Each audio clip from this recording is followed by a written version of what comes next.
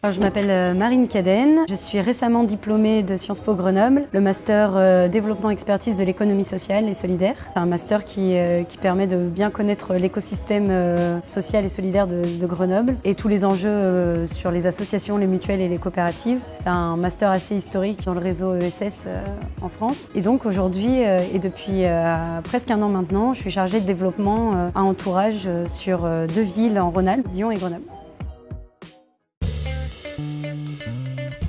On cherche à développer un réseau de solidarité entre les personnes avec et sans abri. Et comme on sait que c'est pas toujours facile d'aller à la rencontre des personnes sans abri, Entourage propose différents outils pour répondre aux questionnements des citoyens, déconstruire les préjugés qu'on peut avoir sur le milieu et surtout faire prendre conscience aux gens qu'ils peuvent être une partie de la solution à leur échelle, sur des micro-actions solidaires, sur des événements de solidarité, faire vivre la solidarité à leur échelle.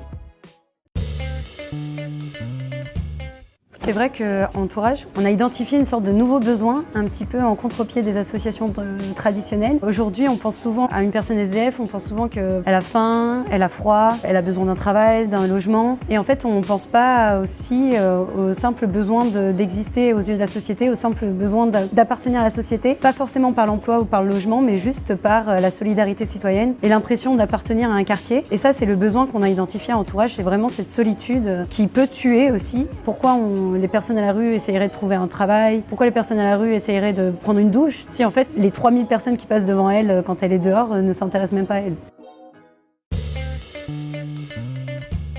C'est la confiance, le sentiment d'appartenir à la société et aussi la rencontre avec des personnes, des riverains qui peuvent mettre à disposition leur réseau. On sait, il y a plusieurs études qui l'ont montré, Emmaüs, etc. Pour arriver à la rue, c'est rarement par choix, mais souvent par rupture progressive avec son milieu familial surtout, et ensuite par rupture progressive avec les divers réseaux sociaux, amitié, famille. Et c'est comme ça qu'on souvent on arrive à la rue. Et après, c'est un phénomène qui s'auto-entretient, donc plus on est seul en fait, et plus on est à la rue, plus on reste à la rue. C'est une solitude qui se crée progressivement. Créer du lien avec des personnes à la rue, en fait, c'est mettre à disposition son réseau. C'est-à-dire que, par exemple, moi je connais la personne en bas de chez moi. Au fil des conversations, je me suis aperçue qu'elle savait bien cuisiner. Et moi, dans mon réseau, j'ai quelqu'un qui cherche un cuisinier, un apprenti. Je peux la réorienter comme ça. Donc la rencontre, c'est un premier pas vers la réinsertion.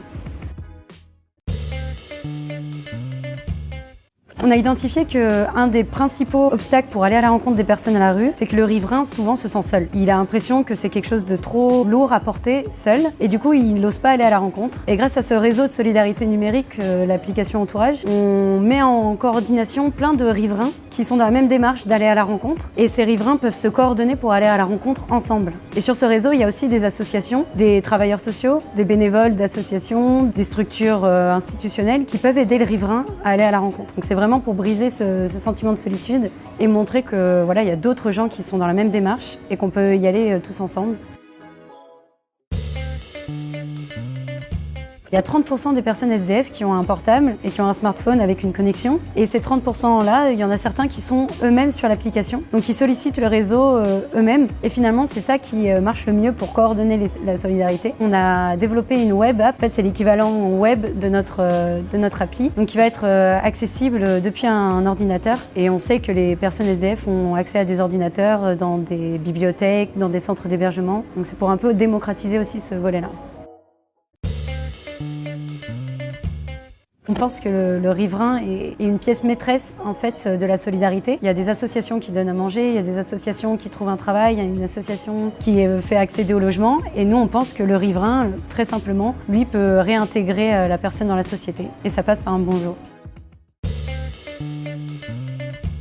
Les déclencheurs sont multiples, il y a beaucoup de variétés, de diversité des profils dans le monde de la rue, mais on en retrouve un qui est assez classique, c'est vraiment la rupture familiale, et ce depuis l'enfance. La plupart des personnes à la rue sont des personnes qui sont passées par les institutions publiques comme la DAS et qui se retrouvent quand elles sont majeures à la rue. C'est peut-être un volet d'action, mais en tout cas Entourage n'intervient pas là-dessus directement.